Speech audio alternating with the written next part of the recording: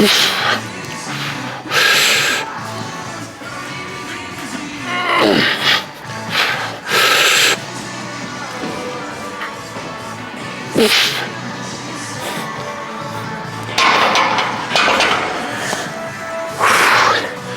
right, first exercise of this session, safety bar squats, 130 for 5 today. Got my warm-up sets before. I felt all right. RPE 6, so all that RPE means is rate of perceived exertion. You know, how hard do you actually perceive that you're working? So the way the RPE scale works, an RPE 5 would basically mean 5 out of 10 rate of perceived exertion. And a good way of thinking about it is an RPE 5 is roughly 5 reps left in the tank. So if someone had a gun to your head, you could do 5 more reps. RPE 6, 4 reps left in the tank. RPE 7, 3 reps left in the tank. 8, 2 reps left. 9, 1 rep left in the tank. RPE 10, all out effort. If someone had a gun to your head, you could not do another rep, no matter what. So that's kind of how the RPE system works, if you were ever wondering. I had a client asking me how to improve his squat mobility, so I wanted to really cover that on this video. So with squatting and squatting with like heavy weights and stuff, like you don't really want to start pushing your squat too heavy if you've not got access to, you know, a decent range of motion.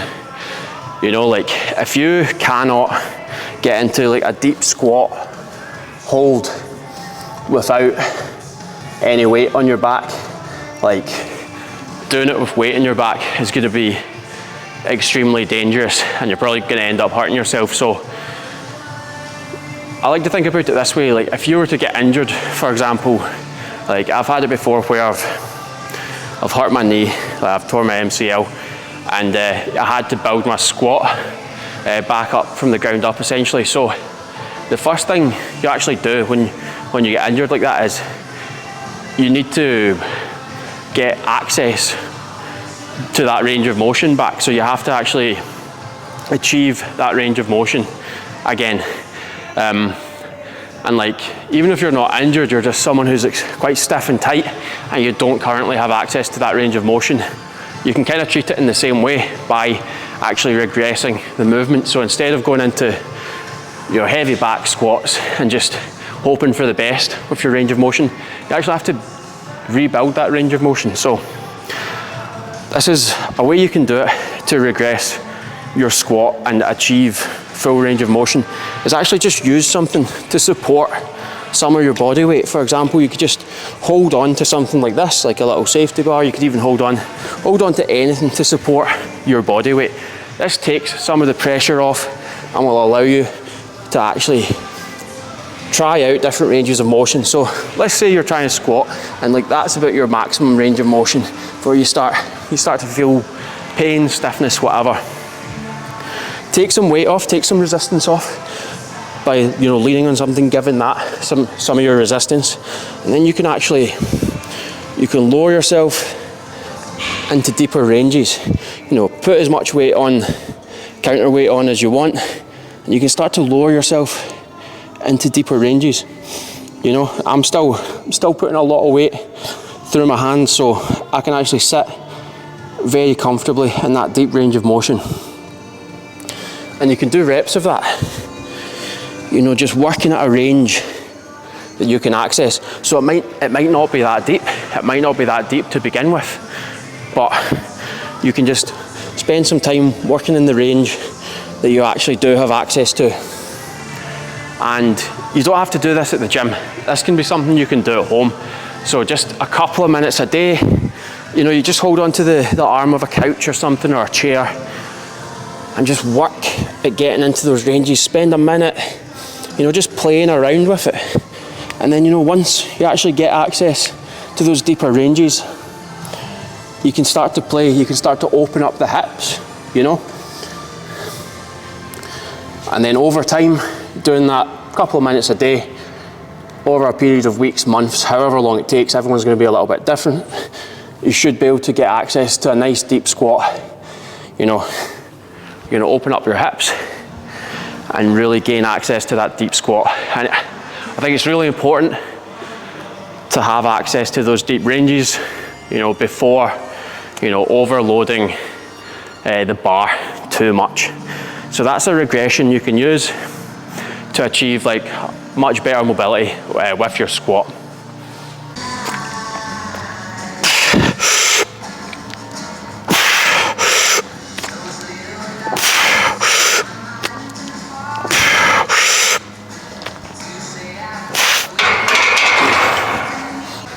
So I want to kind of try and pivot the thinking of people at this time of year, all right? So you're gonna get people in two camps during the summer months, or the months leading up to summer. You're gonna get folk who have, you know, started taking action, you know, whether it's a month or 2 months ago, and they're starting to see results, and they're starting to see like a lot of hope in terms of getting in shape for summer, which is great. And that's absolutely fine, and I'm working with a bunch of guys like that, and I absolutely love that goal of you know, losing a bunch of body fat and getting nice and lean for summer, so you can, you know, go and enjoy the nice weather with your shirt off, feeling nice and confident with your physique. But there's going to be other people in a different camp where they feel like they've kind of missed the boat a little bit when it comes to, you know, getting lean, getting in shape for summer. And for anyone in that sort of camp, I just want to say, like, honestly, stop thinking about your fitness and health goals in such a short-term fashion, all right? Stop thinking about it in such a short time frame. You know, getting lean, getting shredded for summer, that's cool, that's absolutely fine. But if you feel like you've missed the boat, don't use that as an excuse to now say, all right, well, I've missed the opportunity this year, so I'm just going to throw all my training and habits out the window. I'm going to go full self-sabotage mode and basically do fuck all, or be just really, really lax and lazy with it. So don't do that whatsoever. You want to start seeing your health and fitness more long term. I think of it in decades. Honestly, in decades, even longer than that. I think about it over the span of my entire life. I'm not thinking I want to be in shape for summer, or I want to be, you know, big for winter. I'm like, I want to feel good, be in shape year round. And that's always been my mindset since the day I got started. Like, I never like set myself a really short-term goal when I got started with training. I remember when I got started with training, I said to my brother, like, I'm going to get in incredible shape. I'm going to get a six-pack. I'm going to start lifting. I'm going to start running. The idea was just chase this ideal of strength, fitness, health, and like, have I ever reached it? Probably not. It's always off in the distance, but I'm still chasing that ideal, and that's what keeps you sharp, keeps you focused, keeps you on point all year round. You know, seeing that long-term picture. And will I ever reach optimal ideal? Probably not, but I kind of know that, and it's all about the pursuit. It's all about the process, just living a lifestyle where, you know, you like progressing and you like just getting a little bit better each and every month. You know, some months are going to have setbacks, but if you see things on a longer term, a longer timeline, you can make peace with that. But see, when you're working with super like tight, rigid timelines, you're like, I've got 6 weeks to get in shape or I'm a failure. It's like, guys, you need to look at things long term. There's going to be ups and downs, setbacks. It's probably going to take longer than you think to get where you want to get. That's one thing as well. Like there's a lot of guys that think all they have to do is lose 10 kilos and they're going to have washboard abs. It's like, think again, it's probably more like 30 kilos because most people are extremely under muscled, and then when they start losing fat they start realizing, actually I've got a lot more fat than I thought I had to lose, and not as much muscle as I thought I had as well. You know, a lot of people think that, you know, people that haven't been going to the gym for a long time think, okay, I'll lose 10 kilos and I'll look like a Men's Health cover model. It's like, no, you do not have the muscle mass for that. If you lose 10 kilos, you'll have lost 10 kilos of fat, but you're not gonna have that kind of cover model body, or that ripped, you know, lean muscular physique. The guys that have that physique, they've hit the weights for years, and then they do a shred, and they're in that kind of condition. Okay, so you need to have like a lot of years of training under your belt, but that's not to put you off losing a bunch of body fat. Like, we all have to start somewhere. We all have to go through whatever process it is. For some people it'll take more time because they're at a different starting point. Okay, the point I'm trying to get across here is try and think about your fitness journey more long term, across decades, across your entire life, rather than putting so much pressure on yourself for this short amount of time. Like, urgent goals can be good just to drive, you know, someone to take action. I think that is a good point, but try and set a bigger vision for what you want to create throughout your whole life, you know.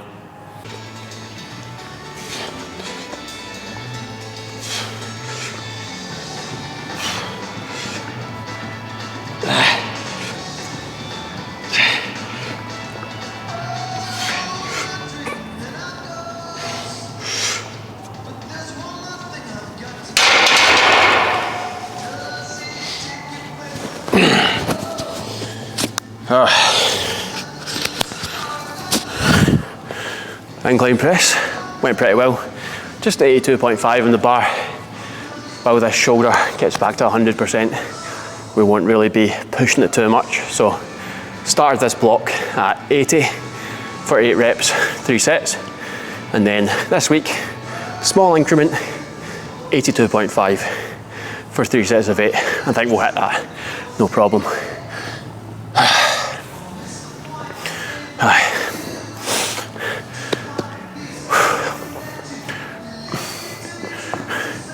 There was a subject I wanted to talk about a little bit, and that is the thing that screws up most people's results, and that is the weekend.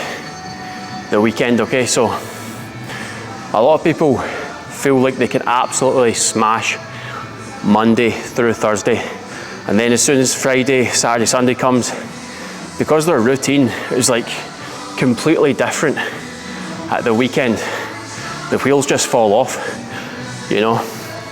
Whether that's because they're in more social situations, you know, spending time, whether it be like family dinners, drinks out with friends, even nights out, stuff like that. It's one of these things, it's like, it's only a problem if it's a problem, you know what I mean? If you're happy with it taking a lot longer to achieve your result, then continue as you are. And you know what? You might actually not even achieve your result if you absolutely rip the arse out of it every weekend. Like, even if you train hard every week and, you know, diet well Monday through Thursday, you might just screw up the weekend so much that you literally never make progress with your performance and whatever physique goals you have, because you're literally self-sabotaging yourself so much at the weekend, whether that's via eating too many calories or just running the body down through drinking too much alcohol or whatever. And that's fine, it's up to you. It's 100% up to yourself what you want to do. Okay, I'm just giving you my thoughts, giving you my opinion on it. All right, if you want to make huge change, like in a relatively short span of time, let's say you give yourself 4 months to make absolutely monumental change with your physique, you are going to have to sacrifice a few things, all right? You are going to sacrifice a few things. And one of these things just might be the amount you can rip the arse out at the weekend, all right? So you just have to make the choice. You really have to make the choice. And it is a decision. It's a decision you have to like make with yourself, like every Friday morning. You have to kind of have that Monday morning mindset on a Friday morning. Like go into the weekend, resetting the mindset, like, no, like, yes, the working week might be over, or for some, the working week is actually just getting started. I work with a lot of like musicians, people who work in entertainment and hospitality. Maybe the working week is kind of just getting started, but still that's going to be a time where you're out and about and potentially could sabotage your entire week's progress. So you have to make that decision on the Friday morning. Like, I've still got that Monday morning mindset, like, what are my goals?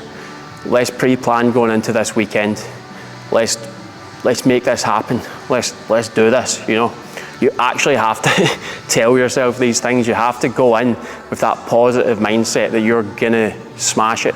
If you go in thinking about all the things that can go wrong, like, and you're just hyper focused on everything that's gonna go wrong, you're almost gonna manifest things going wrong. But turn the focus onto what could go right, you know, plan how it could go right for you, visualize how it could go right for you, and then execute, and keep that mindset throughout the entire weekend, you know. Fucking fly keeps landing on me, man, tickling my arm, really annoying, but hey ho. Yeah, keep that mindset throughout the whole weekend, you know. Reset the mindset every morning. Try not and like fall off your key habits during the weekend. You know, if you get up for a morning walk Monday to Friday, still do that on Saturday and Sunday. However, you kind of set up your weekdays to get you in that good flow, that good routine.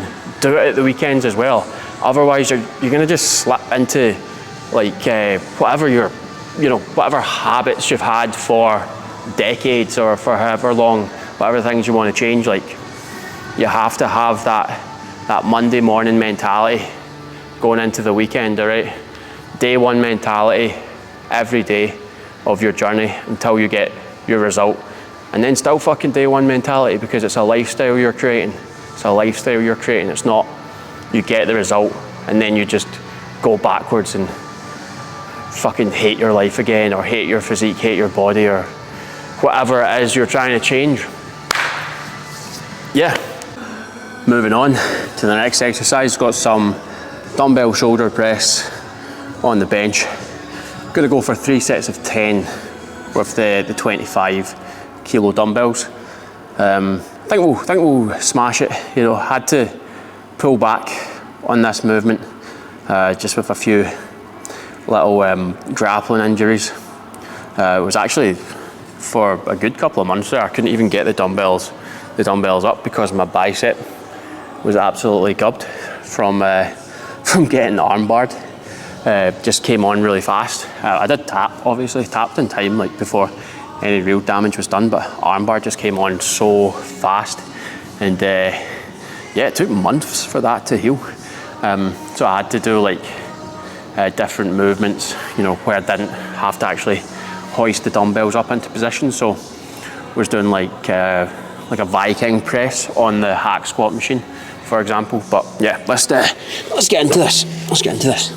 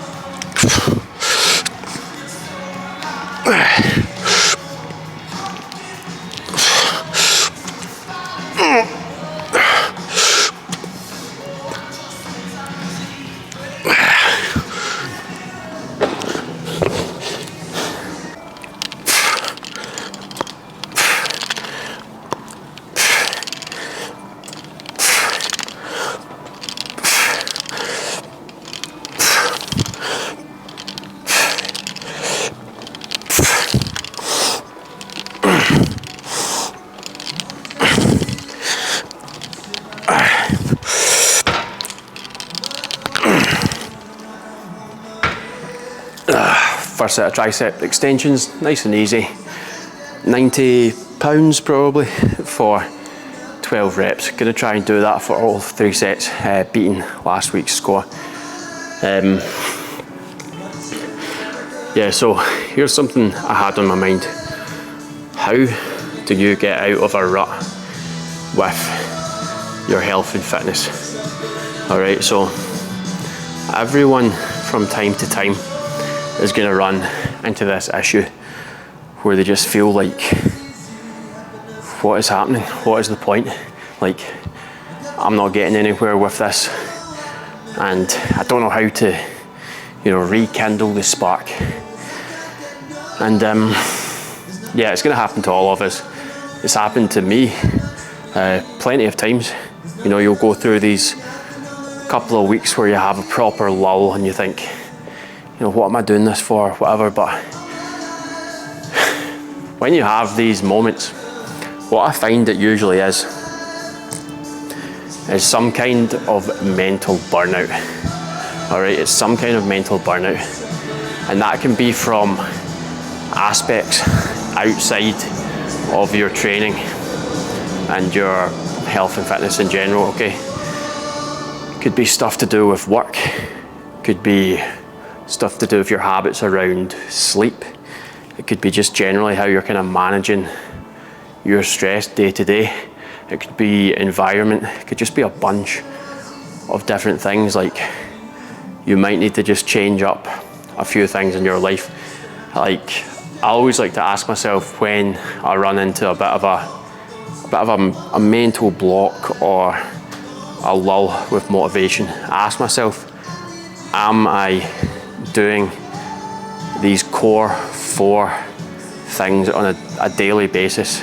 And if I'm not, there's usually a big correlation with how I'm feeling motivation wise towards like my health and fitness goals, or just staying consistent with the training.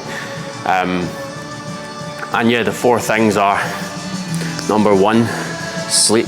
This is the foundation of health, right? How is your sleep? If your sleep is subpar, you're getting under 7 hours per night and it's all over the place, it's not like at consistent times, that's something worth really looking into. Because if you're not mentally, psychologically recovering from the day before, never mind physically recovering, that's going to affect everything from, motivation, willpower. You're going to be less satiated by food. It's going to increase the hunger hormone. Like, you're going to be more likely to overeat crap. You're going to be more prone to stress. It's going to lower certain hormones such as testosterone. It's going to heighten cortisol, so you're going to be more stressed and less driven and motivated. So a bunch of things that are really important about getting good sleep. So that's number 1. I could go into sleep a hell of a lot more, but I'm just going to go through this kind of quickly just now. So sleep's number 1. Number 2 is hydration. All right, actually think about this. If you're in a lull and you really can't put your finger on it, it could be something as basic as you're genuinely not hydrated enough to feel good.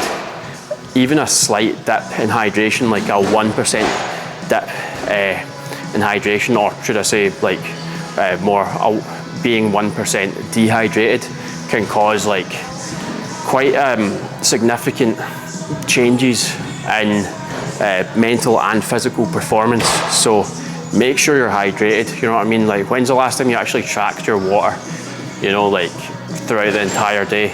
You'll probably track it and realize you're having like 1 litre a day or less. So like, you want to be hitting like 3 litres minimum, and I guarantee just doing that, you'll have more energy. You will literally have more energy, and you'll feel healthier, and you'll feel better for actually getting after your goals. It's like, if you're not doing the right things won't happen. Like, if you're setting your biology up for success, it's going to be a lot easier to go and just do the basic things, like eat well and train and stuff like that. So sleep, number 1, hydration. Number 2, number 3 is daylight exposure, like, and just generally getting movement, but outdoors. Like, how much daylight are you getting? This is really going to affect your mood and energy. Like, if you're getting, a suboptimal amount of like daylight, that is going to have a huge effect on your mood. All right. So try and get out for, you know, at least like an hour a day when like the sun's up, or if it's a dull day, even still get out. Like you still get the benefits from sun exposure even on like overcast days, whether that be from like the vitamin D or just that natural daylight actually helps with our circadian clock. So it allows us to release cortisol at the right time of the day and allows us to release melatonin at the right time of night, which will give us better sleep, which will have that domino effect. Right, the better sleep, more willpower to stick to diet, nutrition, and getting outdoors more. So it has that sort of cycle effect. So yeah, there's your sleep, your hydration, your time outdoors, and then there's your nutrition as well. Your nutrition. Are you eating absolute crap? You know, is your diet based around mostly hyper palatable, highly processed foods? If that is the case, you're not going to feel your best. You know, most of these types of food, although they are high in calories, they are actually quite void in, you know, micronutrients like vitamins, minerals, stuff like that.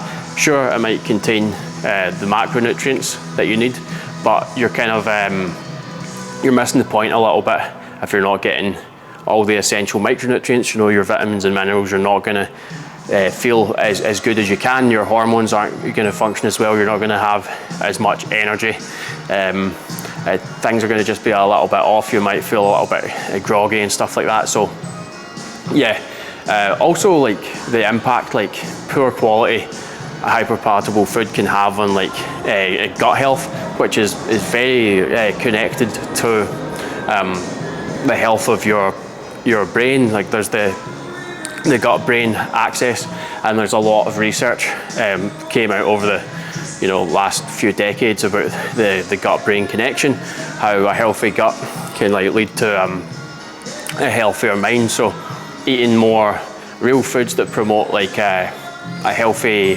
gut environment is very, very important, and you're not going to get that with like, you know, hyper palatable, highly processed food. So nutrition is number 4. So those 4 things, the core 4, are you adhering to those? And if you're not, you're probably not going to feel motivated and driven. So lock those in, and I guarantee you will be up for training, you will be up for adhering to your nutrition better, and you will be way more likely to achieve your result.